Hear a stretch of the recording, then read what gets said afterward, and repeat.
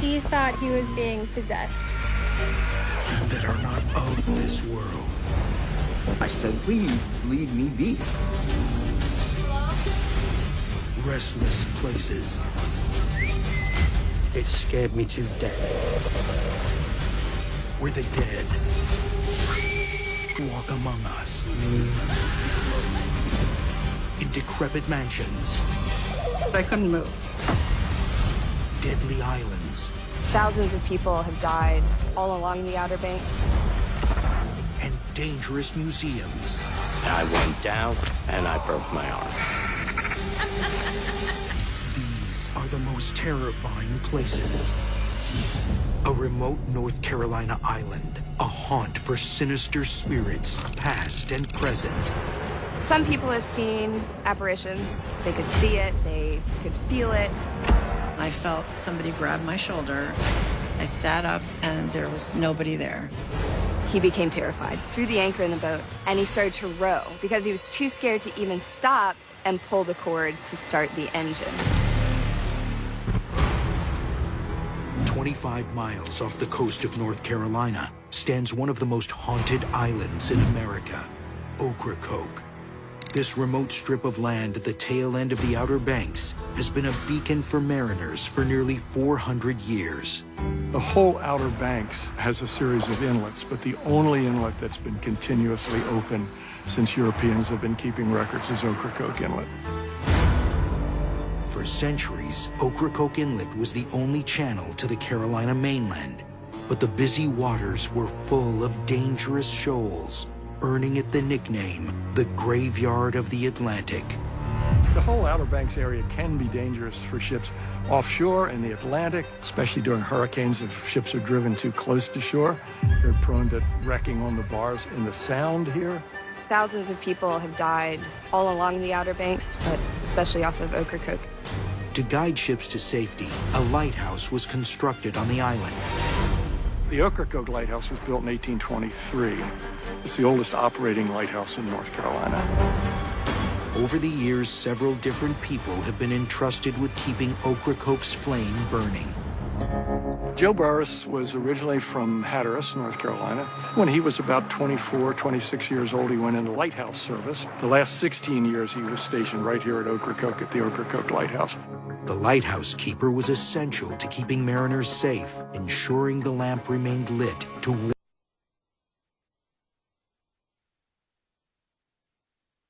in 1951.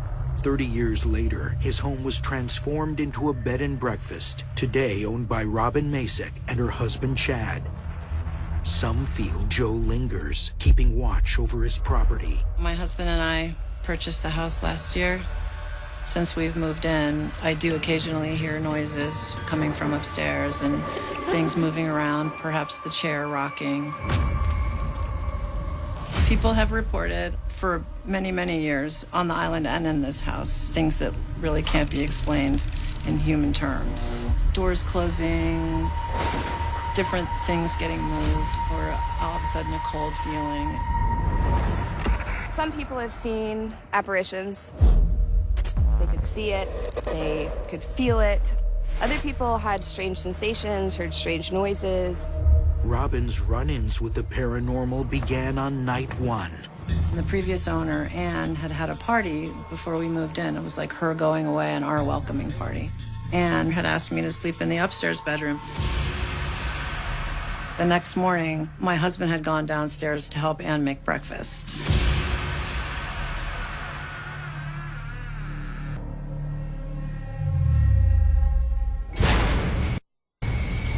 I felt somebody grab my shoulder and tell me it was time to get up for breakfast. I sat up and there was nobody there. So I assumed maybe it had been my husband. I went downstairs and asked him had he been upstairs to wake me, and he said he had not been upstairs for 2 hours. Captain Joe Burris devoted his life to keeping Ocracoke's mariners safe. But centuries earlier, another captain plied these waters and left death and destruction in his wake. The notorious pirate, Blackbeard. He was large, man, tall, with a lot of black hair and a huge black beard. Most merchant vessels captains, when they encountered Blackbeard, just immediately gave up rather than deal with him. The inlets around Ocracoke were prime for piracy. Blackbeard would pillage merchant ships passing through, taking his ill-gotten gains ashore and throwing wild parties on Springer's Point, the island's southern beach. He was a pirate, there's no question about that. He attacked and plundered ships all along the East Coast, from the West Indies all the way up to New York and Philadelphia. Blackbeard's piracy knew no bounds. The British Navy knew they had to put a stop to his madness before it was too late.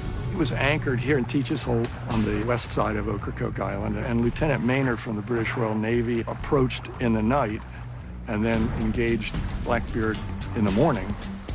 Blackbeard was finally killed in a hand-to-hand combat with Lieutenant Maynard.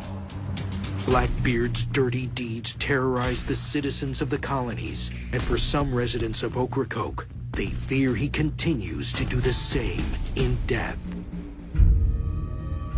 Roy Parsons was a native to Ocracoke. Roy goes out on his boat to set crab pots, and he comes back towards Springer's Point. Roy Parsons passed away in 2007.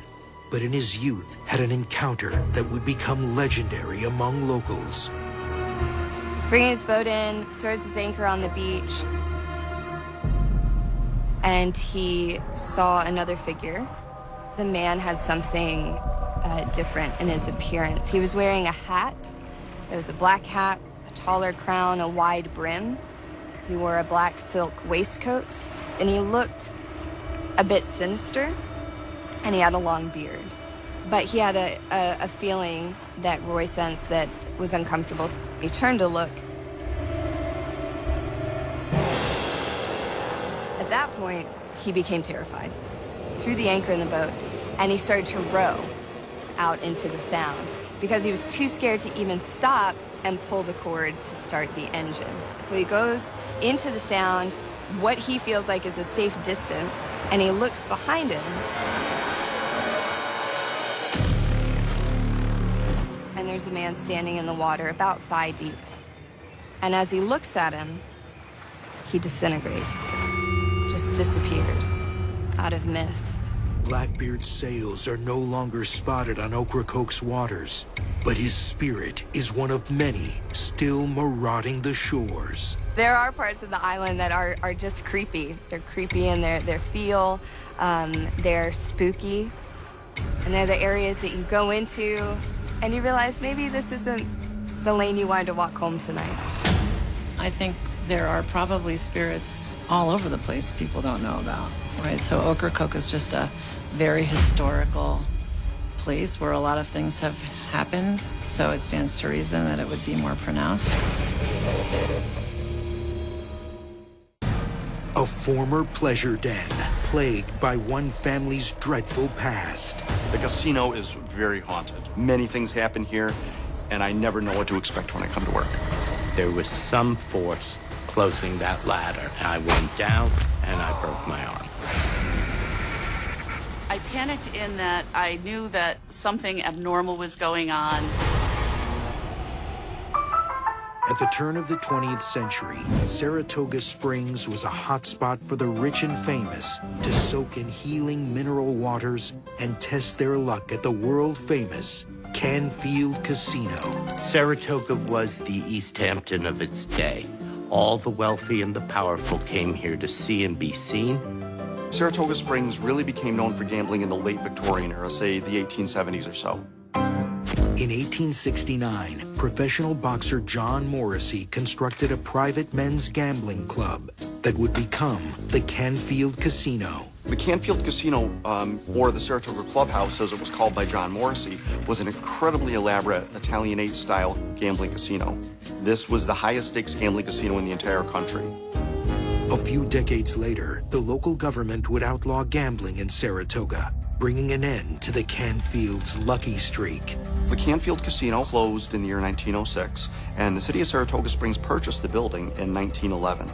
The following year, that's when the Saratoga Springs History Museum moved in.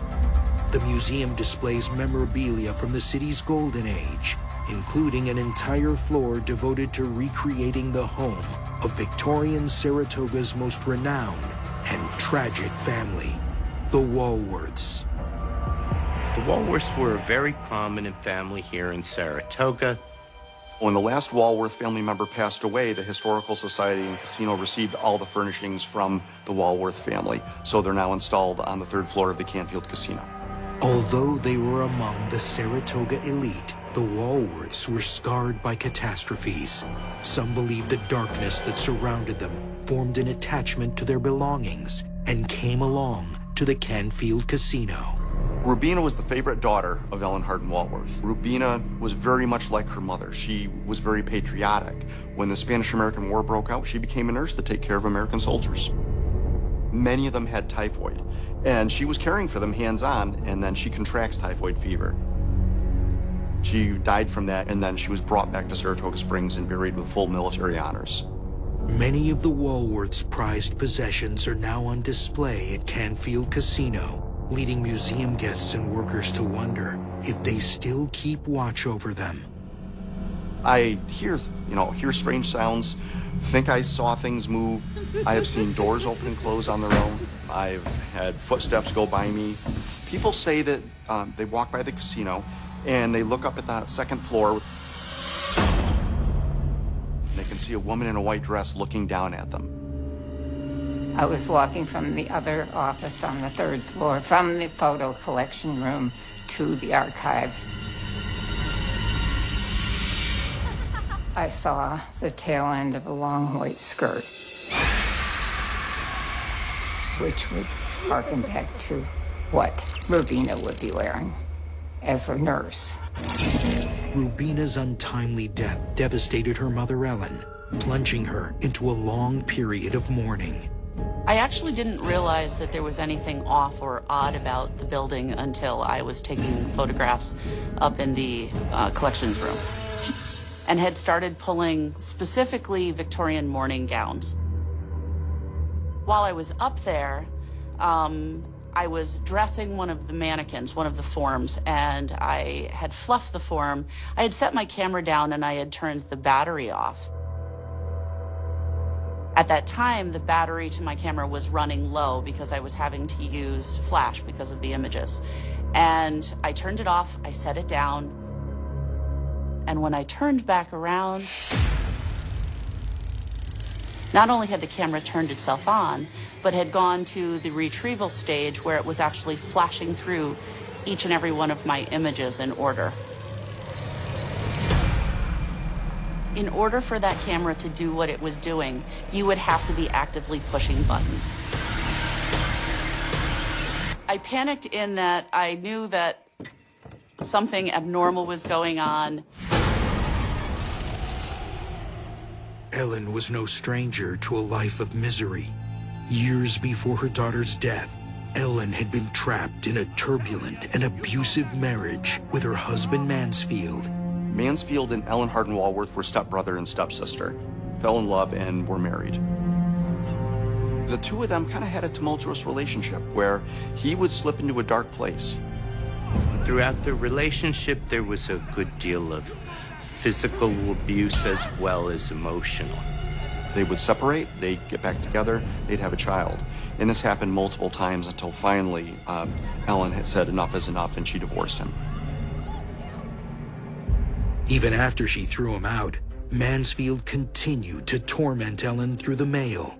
A letter was written to Ellen that their son Frank intercepted, which was threatening Ellen's life as well as threatening Frank's life. And Frank had had enough of it.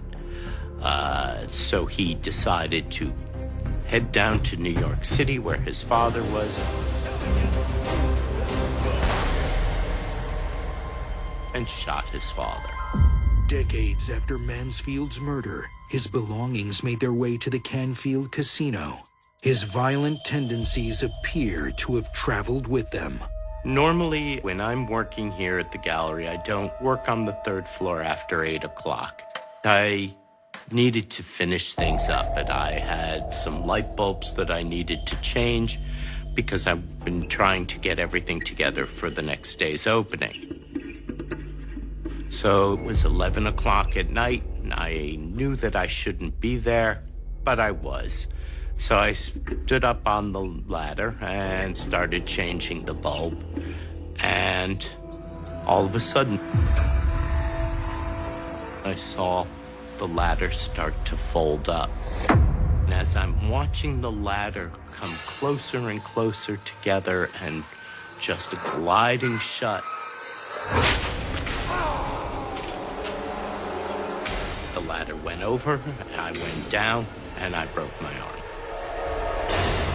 The ladder folded up too much for it to be anything other than some other force pushing it closed, because it started out like this and it folded to a point where it was almost fully closed. The Walworth family were synonymous with Saratoga during their lifetime, developing a bond so thick their dark energy seemed to permeate material possessions, turning Canfield Casino into their paranormal playground. People have seen things, heard things, felt things, but it's a completely different scenario when you have it happen to yourself. The casino is very haunted. Many things happen here, and I never know what to expect when I come to work. A sorrowful spirit craves attention at a California restaurant.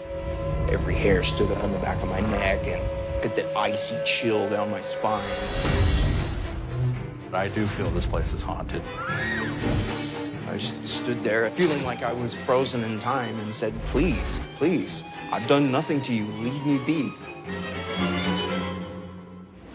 In the shadow of towering Pacific redwood forests, the city of Eureka is home to a historic storefront with deep roots in local legend, the Oberon Grill. In Northern California, at the turn of the 20th century, the timber industry was king, and its fortunes flowed through Eureka's docks. Eureka ran on the lumber industry, and there was, just a lot of building in San Francisco, and they needed redwood lumber.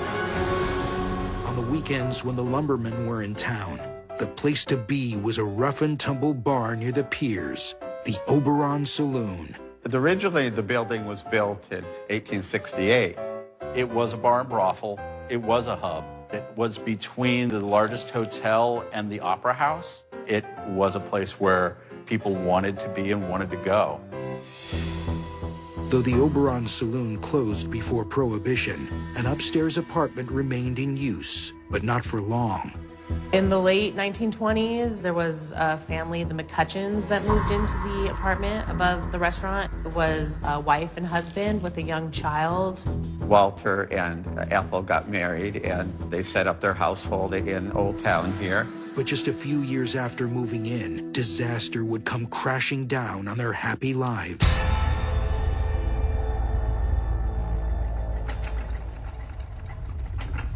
In 1932, there was a huge earthquake up here on the scale of the Great San Francisco earthquake. And it brought down the brick chimney from the Opera House across the street. The chimney fell and collapsed, and Ethel was actually crushed and killed by the falling bricks in the apartment above the restaurant. Bricks and mortar would repair the building, but some believe Ethel's broken spirit has yet to heal. Ethel was the only death in the earthquake. Walter McCutcheon and his child would soon move away, and the building would change hands over the years until the Cole family purchased it and resurrected the Oberon name in 2008. We needed to reinvigorate it. We needed to change and evolve. And so we decided to bring it back to what it was, which was Oberon.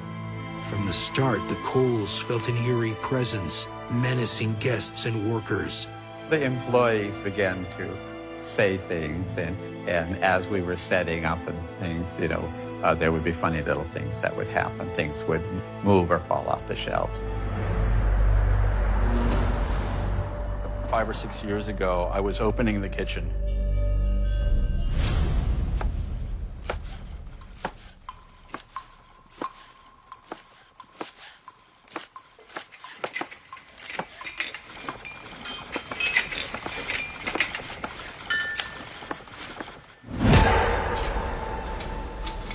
set of tongs fell off.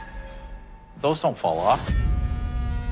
So I wandered over, put it away, came back. 5 minutes later,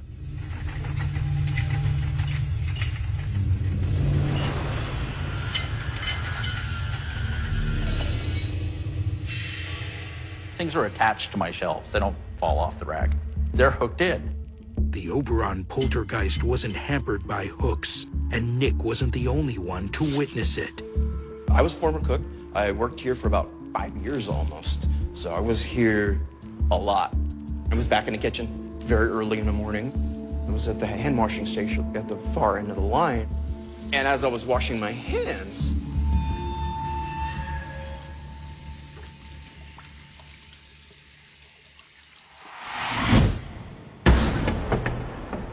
whoosh, smack, falls down into the tub below me.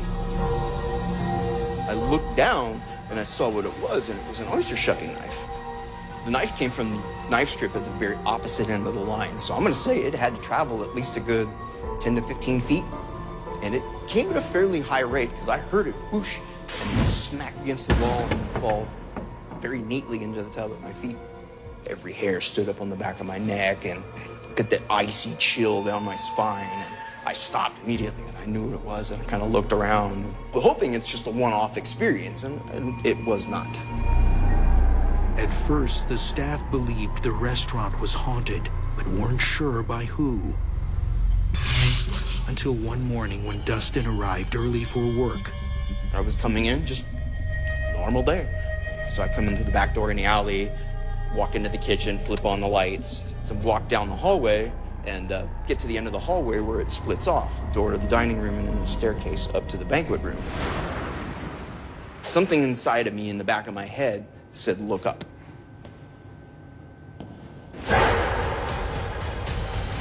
We made eye contact.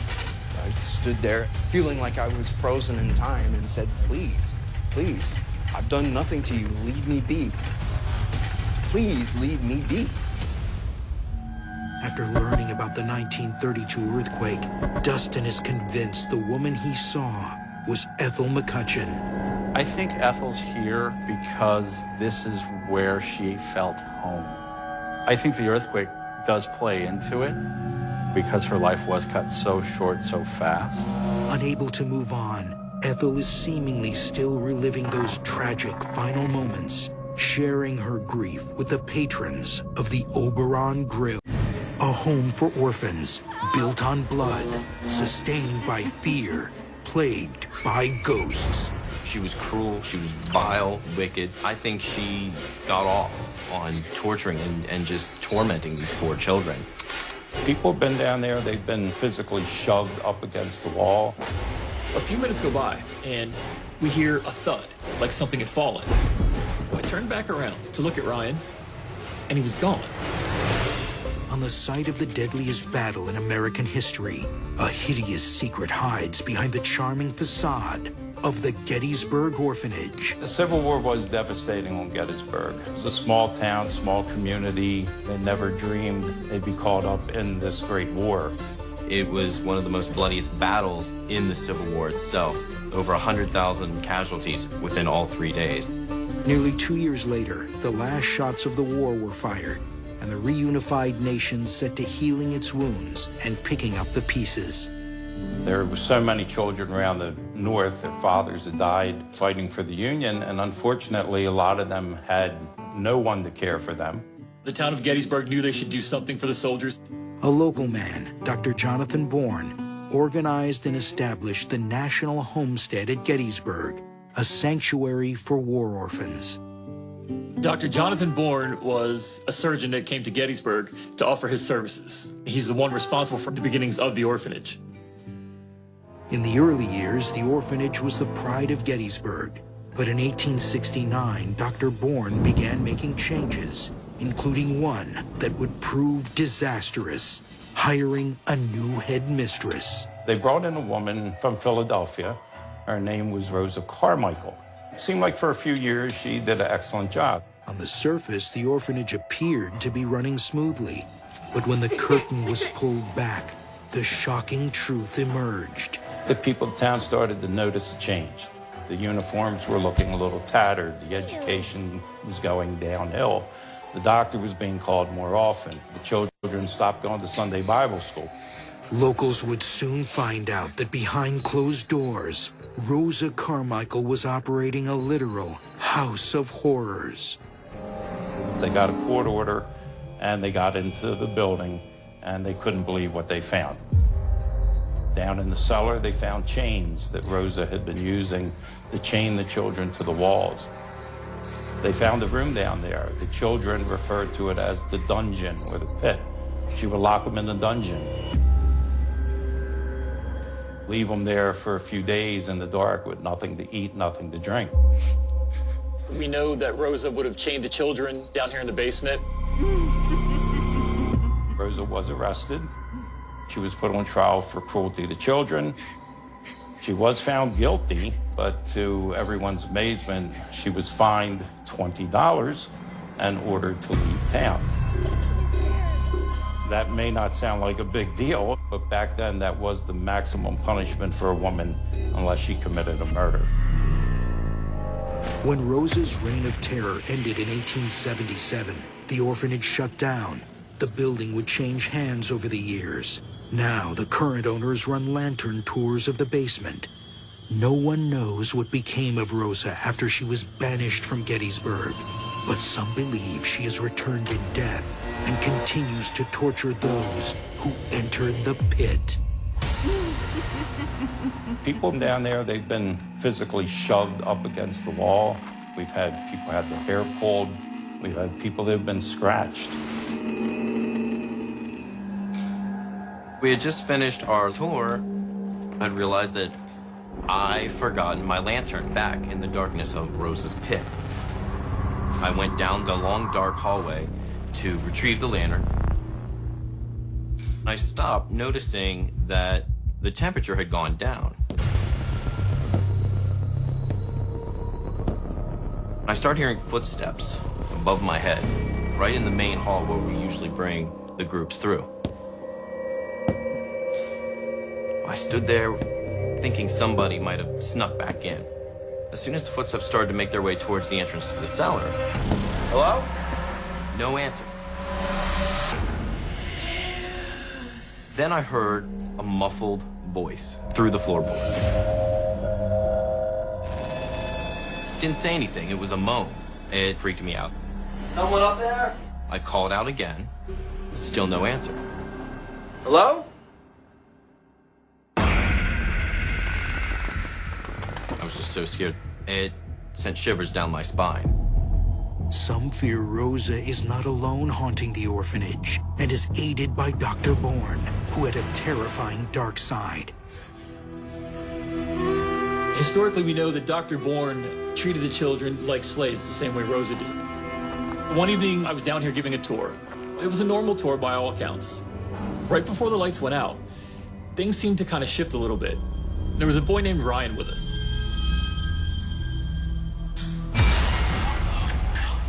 Was actually pinned to the wall by some unseen force. We didn't see it until Ryan was actually yanked forward. He described that someone had grabbed his shirt and pulled him off of the bench. I came to check on him and said, "Hey, are you okay?" He said, "Yeah." A few minutes go by and we hear a thud. I turned back around to look at Ryan and he was gone. That was strange because there's only one exit. And I was there. What we saw next is Ryan actually crawling out from underneath the staircase. He'd been pushed into it. That was the thud we heard. He stands up, goes running up the staircase faster than anybody I'd ever seen run out of this building. Rosa Carmichael and Dr. Bourne took a sanctuary for children and turned it into a living hell. Their restless continue to do the same today. I think she got off on tormenting these poor children. The atmosphere in here is different than any other building I've been in. When you walk in, you can feel a difference. The Civil War and its aftermath has left a permanent stain in Gettysburg, a darkness haunting the town.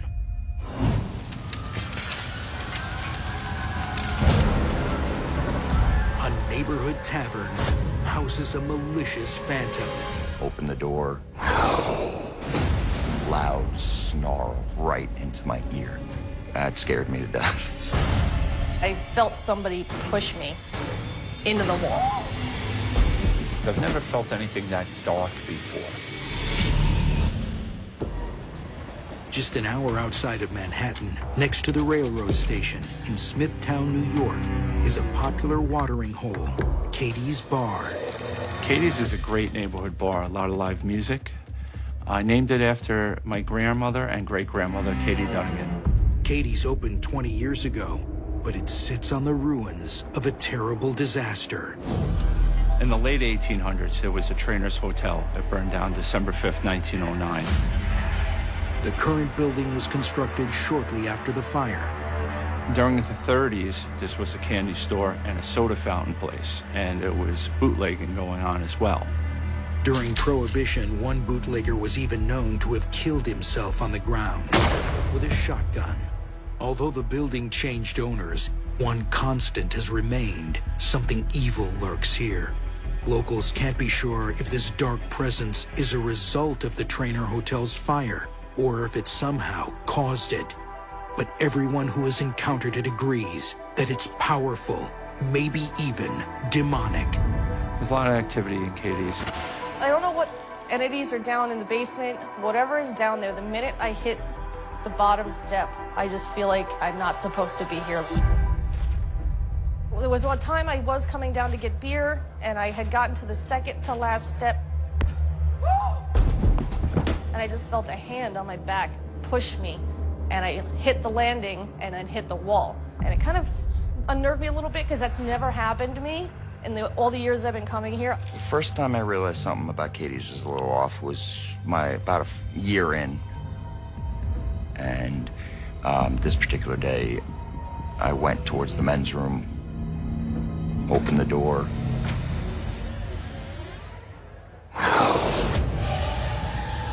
And a loud snarl right into my ear. And that scared me to death. I've never seen him run up those stairs so fast in my life. He was white, like a sheet. I've never heard that noise ever again. I don't want to hear that noise ever again. Never. The powerful being in the basement has even tried luring the living into the realm of the dead. When I bought Katie's, I lived far away. I used to nap downstairs. Instead of going all the way home and then coming all the way back, it saved a lot of time. One night, Brian found himself in a living nightmare. I felt something squeezing me. It was very terrifying. And then it felt like it was something doing it to me, squeezing the life out of me. I wake up and I feel great. I feel refreshed, like better than ever. And I swing my legs around and I go to tie my boots. And I look back, my body's still sleeping. So I'm having an out-of-body experience. I'm looking around the room and it has kind of a haze. And then down the stairs comes my dead dog that I just put down recently.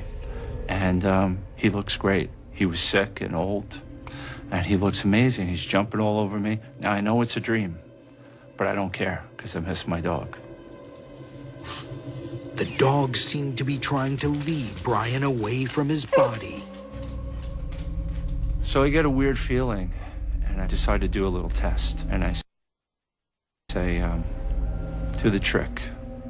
It was a trick that maybe 4 people know what the trick is. And he didn't know what I meant.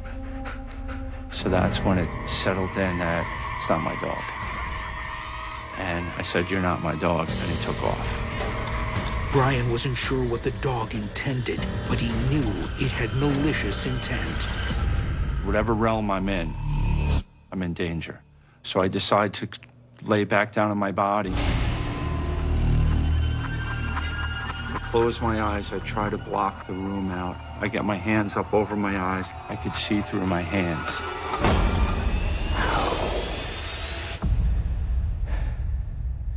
And it let me go. When it finally released me, I threw the cot away and I'll never sleep down there again.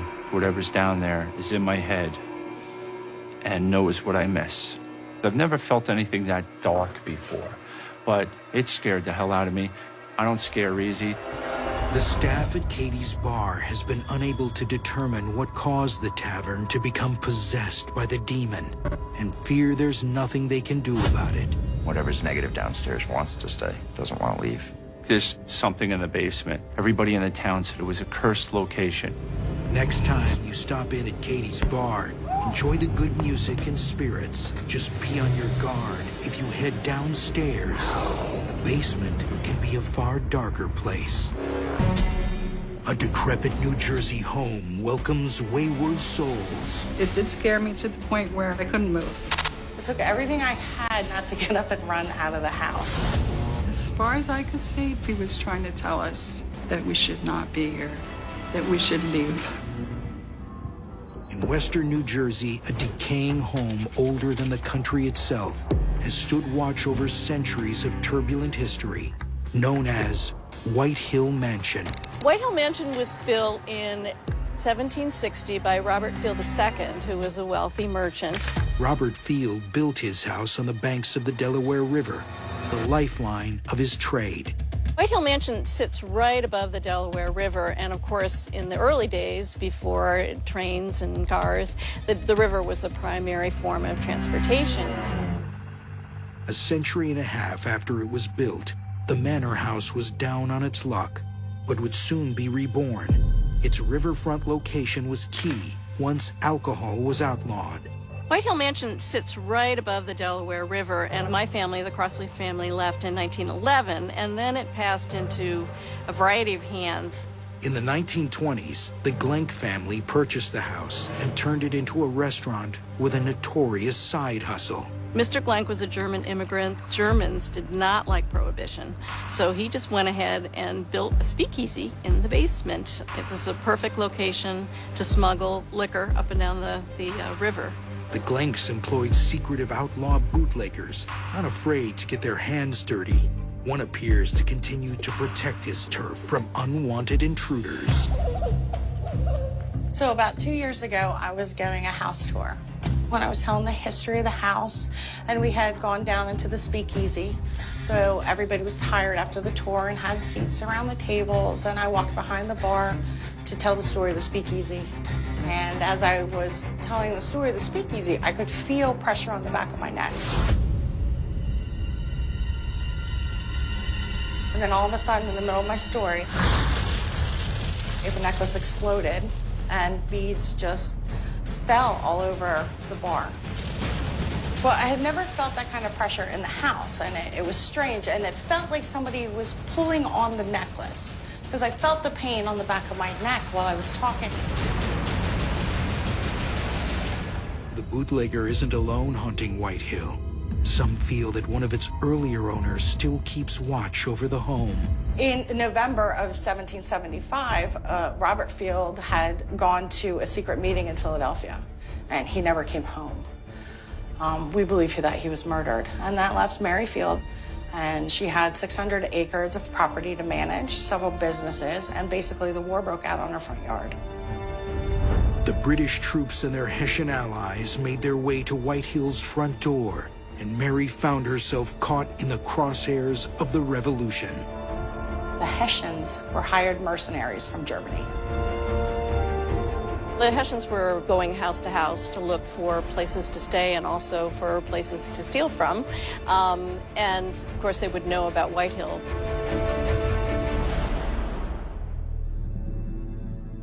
The Hessian Colonel von Donop came to the house, and Mary invited him to tea. He treated her well because she was a lady, and the two of them spoke in French because she spoke no German, he spoke no English, and he gave her what's called an order of protection to save the house. But he did ask that his troops be quartered in the apple orchards here. So the Hessian soldiers did stay here at White Hill.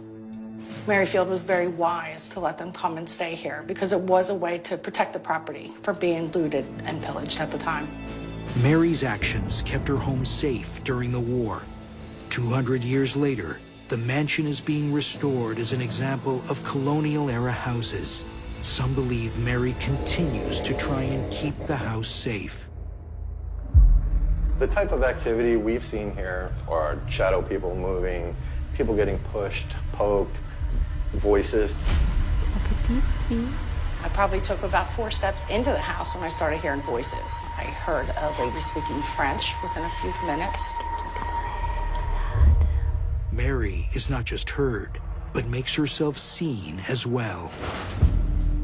The day I had my experience, it was sunny, it was early afternoon. I had come down here just to try to get some photos and learn about the history of the building. So I was down on the first floor, and I was just scanning the room, looking for different angles, for pictures to take. And as I was scanning the room,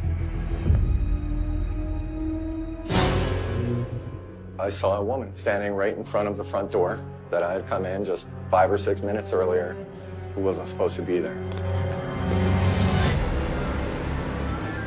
She was wearing a dress. She had kind of a collared shirt on.